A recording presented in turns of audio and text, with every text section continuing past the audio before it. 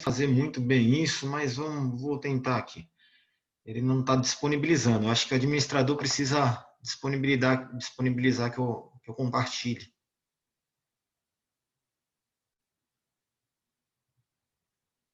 Tá mudo o telefone, pastor. Tá mudo aí o fone. Pronto, Rafael. Ah, consegui. Habilitei. Deixa eu ver. Eu não sei como é que fica a tela de vocês, se vocês me veem. Eu acho que sim, né? Dá para te ver, sim. Tá bom. Meus irmãos, então o tema de hoje é esperança na depressão. E por que essa palavra esperança antes da palavra depressão? Porque essa apresentação, que eu já faço já há pelo menos aí uns 4, 5 anos, ela vem se modificando ao longo do tempo, mas o esqueleto dela é o mesmo. Essa palestra ela serve para que, além de eu poder mostrá-los o que eu penso sobre a depressão, ela serve para vocês mostrarem para os seus entes queridos o que seria uma depressão. Então, hoje, a maioria da gente, se não todos nós, conhecemos alguém que está bem próximo da gente que passa por um processo depressivo. Às vezes a gente mesmo, mas essa palestra é mais voltada para que a gente possa ajudar essas pessoas, entender o tema e poder ajudar um irmão, ajudar uma mãe, um esposo que esteja nesse processo de depressão, principalmente se essa pessoa for cristã e tem alguma dúvida quanto à questão da fé e desta doença chamada depressão. Então, por isso que eu coloco a palavra aí na frente como esperança, como algo que a gente vai conseguir atingir uma melhora, a gente vai conseguir passar por isso, por esse processo, e claro que sempre colocando tudo nas mãos do nosso Deus. O primeiro slide que eu venho trazer para vocês, não sei se passou aqui, acho que não passou, deixa eu ver. Então, no primeiro slide de apresentação, eu sempre coloco esse texto, um texto que está em Mateus 5,4, onde Cristo diz: bem-aventurados que choram, porque eles serão consolados. O cristão, muitos dos cristãos, eles pensam que o sofrimento não é algo que um cristão possa passar. E é o contrário disso. Isso nunca foi prometido nas Escrituras, que a pessoa, ao se tornar um cristão, ao se tornar um crente, a se converter ao Evangelho, ela vai deixar de ter coisas, ou deixar de sofrer, deixar de ter coisas que vão deixá-la triste. Só que a gente tem a esperança no nosso Deus. A gente, mesmo passando por um sofrimento, sabemos o que nos aguarda lá na frente. Sabemos que nós temos um Pai que nos consola. Então, é essa a nossa esperança. Então, por isso que eu gosto de começar com este versículo. O segundo slide, ele aparece esse personagem aí. É uma pessoa que talvez tenha nascido para fazer as pessoas rirem, né? Desde muito novo ele já começou no teatro, no stand-up, fazendo apresentações. É o Robin Williams. Fez muitos filmes engraçados, filmes que deixavam as pessoas alegres. Fez dramas também. Mas a principal característica do Robin Williams é aquela pessoa que faz as outras rirem. E uma coisa que eu percebi há uns 10 anos atrás, quando eu comecei na minha prática da psiquiatria, era que eu encontrava muito desses personagens no consultório. Por que eu digo personagem? Personagem, a palavra personagem, ela vem da palavra persona, que significa máscara. Ela vem de uma expressão grega, quando os atores iam interpretar os teatros gregos, eles usavam a persona, ou a máscara, quer dizer, mostravam que quem estava ali na apresentação não eram eles, mas era um outro personagem, uma outra personalidade de um papel que eles estavam interpretando.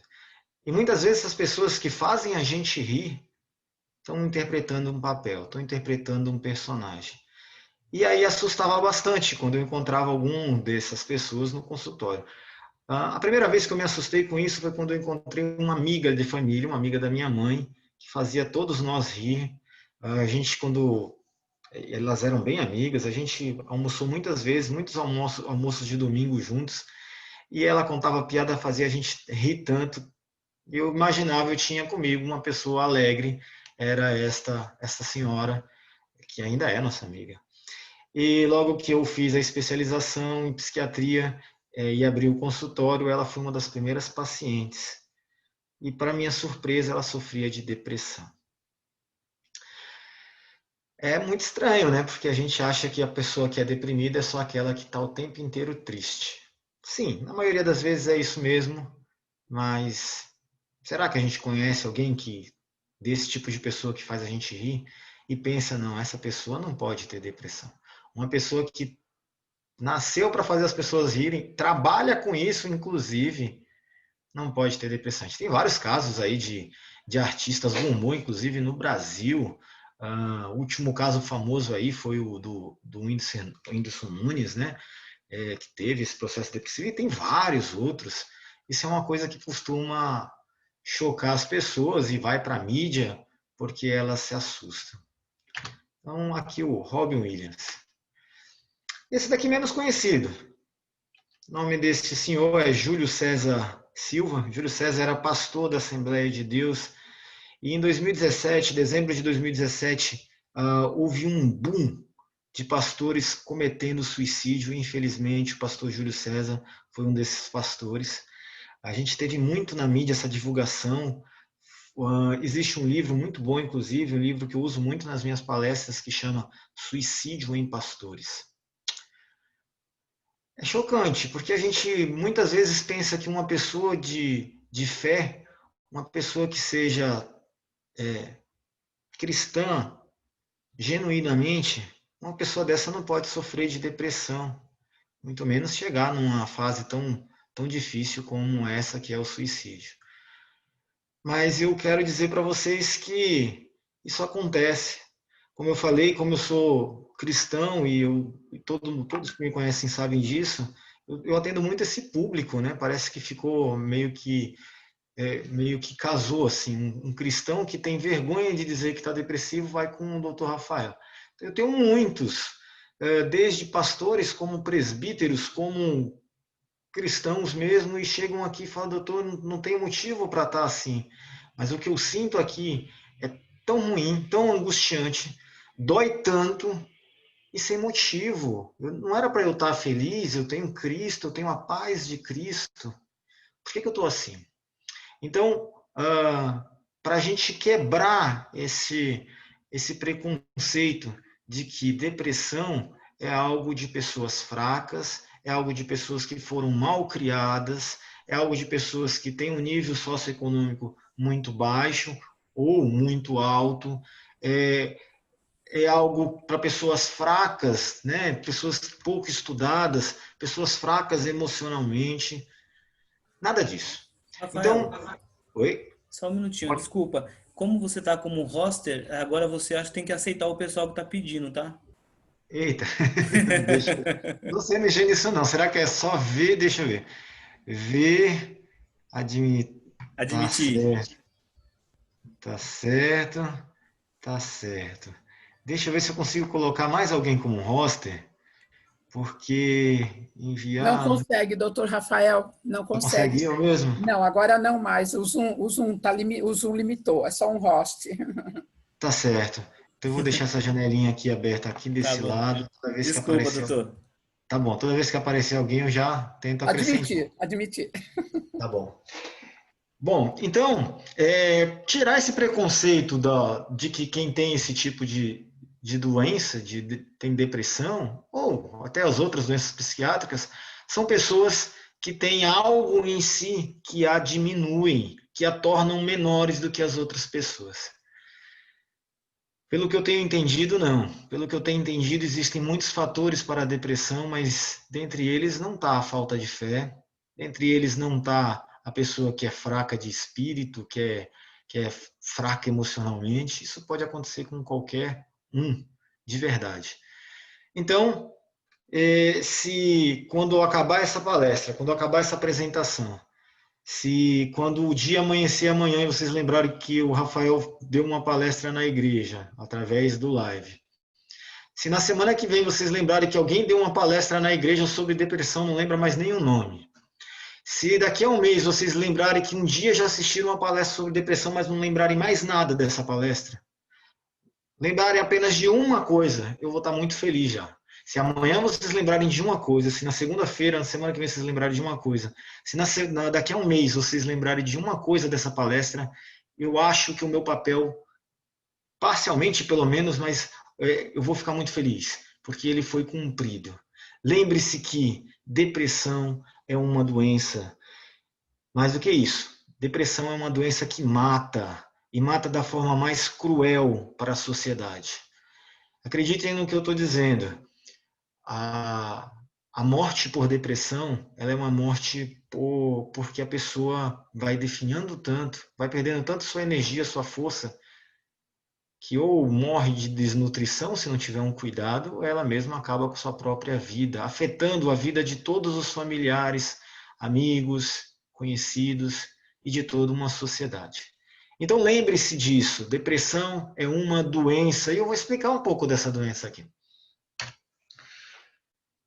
Não passou, pera lá.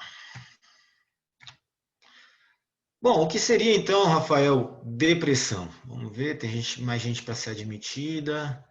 Tem um aqui que não tem nome, só está escrito iPhone, mas eu acho que todos foram, as duas foram. Bom, doutor Rafael, então o que seria depressão?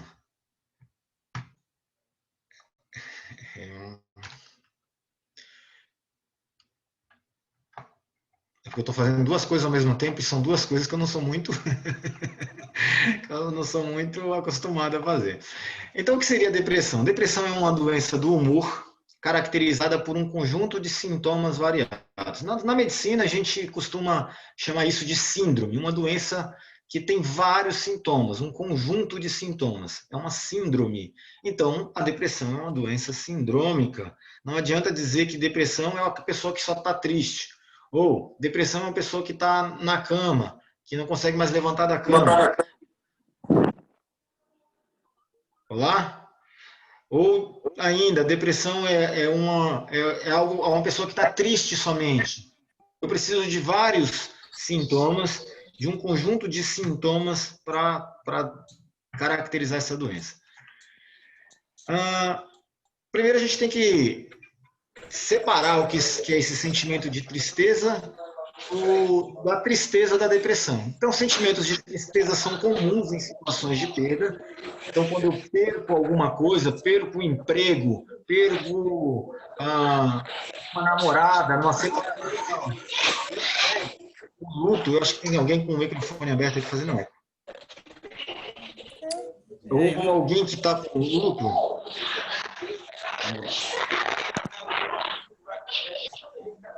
Tem muita gente com o microfone aberto, né?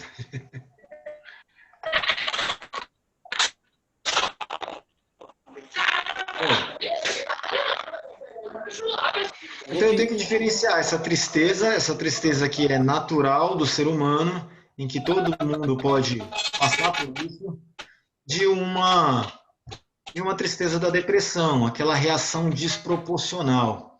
O que seria essa reação desproporcional? Por exemplo, eu estou triste porque o cachorrinho da minha vizinha morreu. E aí, porque o cachorrinho da minha vizinha morreu, eu não consigo mais ir para a escola, eu não consigo mais trabalhar, eu não consigo mais dormir. Veja, é algo desproporcional. Isso é muito característico da depressão, um sentimento desproporcional. E uma outra coisa é a questão que ela tem um comprometimento funcional, a pessoa fica desfuncional, quer dizer, por causa da tristeza, eu não consigo fazer as minhas coisas de rotina. Por exemplo, eu não consigo mais estudar por causa da minha tristeza ou da minha falta de ânimo, ou eu não consigo mais trabalhar, ou eu não consigo mais me relacionar com as pessoas que estão comigo, inclusive dentro de casa, esse convívio já é muito ruim por causa dos meus sentimentos. Ou ainda, as questões mais básicas do ser humano, como dormir, como se alimentar, como se concentrar, aquele sentimento está me deixando funcionalmente comprometido. Então, essa é a principal diferença daquela tristeza que o ser humano sente, e todos eles sentem normalmente, é algo normal, como eu já disse, ou ainda aquela tristeza muito profunda que a gente tem, mas quando tem uma perda muito grande, no caso do luto, um ente querido que falece, da tristeza da depressão, que é desproporcional, né? Parece que a pessoa faz uma tempestade num copo d'água, né? Ou que ela é disfuncional. Deixa eu ver se consigo passar mais aqui. Tem mais gente querendo ser admitido.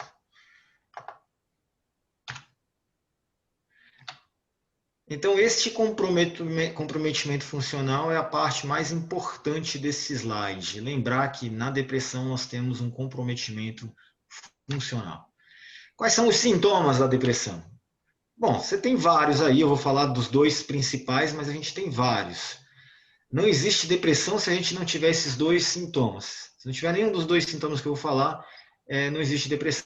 E o principal sintoma é uma tristeza na maior parte do tempo. Na maioria dos dias, no último mês, na maioria dos dias, na maior parte do tempo desses dias, a pessoa está triste. Ah, doutor, eu senti uma tristeza o dia inteiro na semana passada, mas depois disso passou. Não, eu não posso caracterizar isso como depressão, ou pelo menos uma depressão que não está sendo tratada, né? Então, a tristeza prolongada é um dos dois principais sintomas.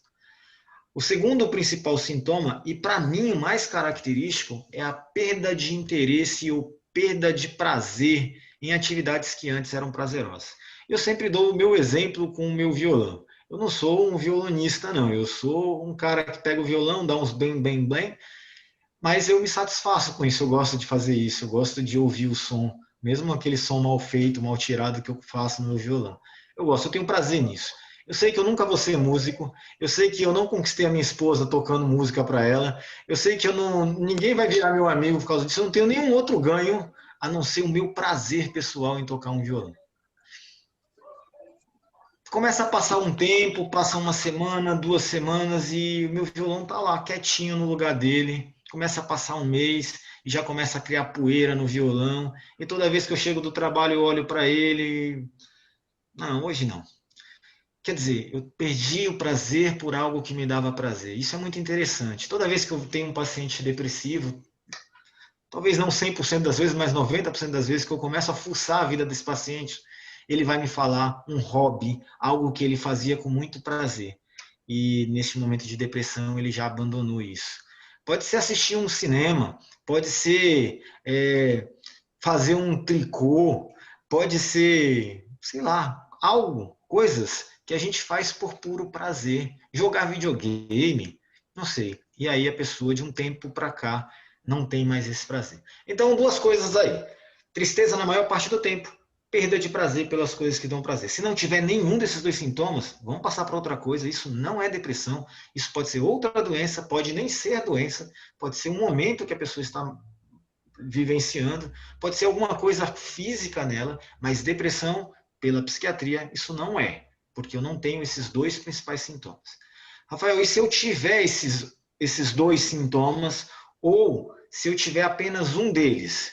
Bom, se você tiver um desses sintomas, ou os dois, a gente pode ver os outros sintomas da depressão para chegar no diagnóstico. Além de um dos dois desses sintomas, eu preciso de mais 4, que eu vou apresentar para vocês.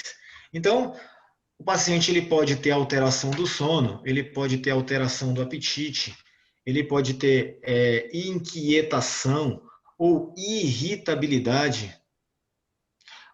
Tá vindo uma mensagem aqui que a gente tem só mais 10 minutos. Eu não sei como é que a gente vai fazer depois disso. Depois o pastor explica para a gente. Irritabilidade, a gente vai ter lentificação, a pessoa fica mais devagar nas coisas. O trabalho que ela fazia em 1 hora, agora ela passa a fazer em 3, 4 horas, porque perde também a concentração, que é mais um dos sintomas, a concentração, memória, que a gente chama isso de sintomas cognitivos. Então, todos esses sintomas, eles são característicos, eles podem estar presentes na depressão. Perda de energia, a pessoa não tem força nem para para fazer as coisas que fazia normalmente. Agora não tem mais energia. Sentimento de culpa, desesperança e inutilidade. Quando a pessoa tem mais um pouquinho de tempo sozinha, ela começa a remoer pensamentos do passado, e esses pensamentos sempre traz bastante angústia, porque eles sempre são de culpa, sentimentos de menos-valia, a pessoa se sente menos valorosa do que as outras. Nossa, a minha vida ela só foi para mesmo para poder criar o meu filho, porque ela em si, a vida em si não valeu de nada. É esse tipo de pensamento. E esse tipo de pensamento ele vem muito forte à noite, principalmente quando a pessoa tem aquela depressão, acorda no meio da noite e começa a remoer coisas que estão guardadas lá longe, lá atrás. O cara nem se lembrava disso, começa a remoer aquilo e ficar com esse sentimento de culpa ou de inutilidade. Sensação de vazio, ataques de choros sem explicação, pensamentos recorrentes sobre a morte ou sobre o suicídio. Eu vou dar uma pausa aqui porque esse sintoma, ele não é o principal sintoma da depressão, mas ele é o sintoma que é mais grave. A pessoa nunca começa já pensando, vou me matar. Não, na depressão, pelo menos, não é assim. Na depressão, ela começa a perder o sentido da vida. Ela fala assim, a minha vida não serve de mais nada. Poxa, para viver assim, eu preferia nem ter nascido, como o Jó que amaldiçoou o dia em que nasceu. Depois, isso vai evoluindo, a doença vai evoluindo e ele começa a ter pensamentos assim, poxa, já que nasci e já que essa vida é tão ruim, Deus podia me levar logo. Ele começa a pedir a morte. Poxa, eu podia morrer logo, eu podia ter uma doença e morrer logo, porque eu não queria mais viver desse jeito. Alguma coisa podia acontecer e eu morrer logo, Deus podia me levar. E isso evolui cada vez mais, esse é o pensamento de morte. Esse pensamento de morte, ele começa a evoluir e a pessoa começa a pensar assim, bom, a única solução, já que eu não morro, já que Deus não me leva, é eu mesmo tirar a vida. Ele começa a pensar em suicídio. Isso já é a ideação suicida. E depois disso, quando a doença evolui ainda mais, uma depressão ainda mais grave, ele começa a planejar o suicídio. Quando você chega nesse ponto de planejamento, eu tenho uma depressão grave, uma depressão que precisa ser imediatamente tratada, porque eu tenho um risco iminente da morte. Quando a pessoa planeja o suicídio, e existem várias formas de planejar, não vou entrar nesse mérito aqui, quando ela planeja esse suicídio, quando ela faz coisas escondidas para poder concretizar esse plano, eu estou diante de uma pessoa que está realmente com uma depressão gravíssima. Eu preciso intervir nesse momento. Se você achar, por exemplo, um bilhete escondido, não um bilhete que foi deixado ali para você olhar, um bilhete escondido de despedida, é porque essa pessoa está planejando. Ela já está nesse nível de planejamento. Quando você quando você perceber isso em alguma pessoa que está perto de você, esse nível de planejamento de morte, ela precisa de intervenção imediata. Todo depressivo precisa de um tratamento, todos. Mas nesse nível grave, ele precisa de tratamento imediato. Muito bem, vamos continuar aqui. E por último, os sintomas físicos. A gente acha, nossa, depressão dá sintomas físicos? Dá e dá muito. Na verdade, as doenças psiquiátricas dão muitos sintomas físicos. Então, sintomas físicos persistentes que não respondem a tratamento, como dor de cabeça, dor crônica, prisão de ventre ou outras alterações digestivas. A gente costuma dizer que o estômago é o segundo cérebro, né? Porque fora do sistema nervoso, o lugar que mais a gente tem neurônios é justamente no sistema digestório. Então, estômago, intestino. É por isso que muitas vezes quando a gente está ansioso, dá uma vontade imediata de ir ao banheiro, de evacuar, né? Dá logo aquela dor de barriga. Eu, quando estou muito ansioso, eu confesso para vocês, eu sinto dor de barriga. Então, mas tem pessoas que não, que prendem o intestino. O cara está numa semana de muita ansiedade, de muita depressão, ele para de ir ao banheiro. Então, sintomas, como é que pode a nossa cabeça fazer isso? E eu respondo para os meus pacientes, pode, porque a cabeça é o teu cérebro que comanda todo o teu corpo, inclusive todos os sintomas do seu corpo. Então vejam que eu falei um monte de sintoma aqui. Vocês não precisam decorar esses sintomas. Vocês precisam desconfiar de que isso pode ser depressão. E desconfiando que isso pode ser depressão, você tem como ajudar alguém que está do seu lado. Só que você só vai conseguir entender isso se você prestar atenção em quem está do seu lado, ouvir quem está do seu lado. Porque você não vai, como um entrevistador ou como um interrogador, começar a perguntar sintoma por sintoma desses que eu falei. Impossível. Aqui no consultório a gente consegue com muita luta fazer esse interrogatório, mas quando você está com alguém próximo, numa suspeita de que esse paciente está doente de depressão, você começa a prestar atenção nele, ouvir ele, e muitas vezes você vai ouvir esse tipo de coisas, esse tipo de sintomas que eu listei aqui. Muitas coisas podem estar envolvidas na depressão. Ela tem várias causas, desde as genéticas, pessoas que nascem com uma tendência a ter a depressão. São vários genes, a gente não tem um gene como, por exemplo, uma doença da síndrome de Down, que a gente tem um gene que a gente conhece onde está o defeito o defeito genético. Não, na depressão são várias, é multigenético que a gente chama. Tem várias causas, vários genes envolvidos na doença da depressão. Mas existem alguns bem conhecidos, eu não vou ficar falando nome de cromossomos, de genes, porque realmente é difícil. Outro dia eu fiz uma aula e a gente tinha que falar muito sobre genética, porque a medicação ia ser relacionada com as causas genéticas da depressão. Então a gente ia falar muito de genética e isso é muito difícil. Até para mim, que estudei isso na faculdade, mas isso há 15, sei lá, 16 anos atrás. Então, mas o importante é que a gente entenda que uma pessoa que tem depressão, o filho dessa pessoa tem uma chance muito maior de ter depressão do que a sociedade geral. Então, as causas genéticas elas são bem estabelecidas. Doenças clínicas podem levar o paciente a uma depressão, por exemplo, um infarto. A gente tem um estudo recente, inclusive, que diz que 50% ou mais das pessoas que infartaram, 50%, metade das pessoas que infartaram e que sobreviveram a esse infarto, veja que coisa mais paradoxa, né? Pessoas que sobreviveram ao infarto, metade delas desenvolveram depressão. O câncer, ele também traz depressão. Na verdade, a gente fala sobre os 5 estágios de uma doença terminal ou de um luto, e nesses 5 estágios a gente inclui num deles a depressão. Então, é bem característico em pacientes que têm câncer desenvolverem depressão.